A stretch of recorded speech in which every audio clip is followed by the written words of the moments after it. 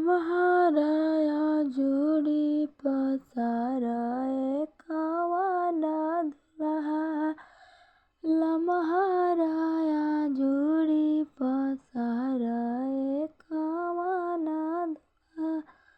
लम तोहरा पापा जी के नाम आहे। लम तोहरा चाचा जी के नाम आहे। लम तोहरा भैया जी के नाम आहे। लम्हाराया जोड़ी पसाराए कावाना दुल्हा। लम्हाराया जोड़ी निकालाए कावाना दुल्हा। लम तोहरा कोला काला दाना आहे। लम तोहरा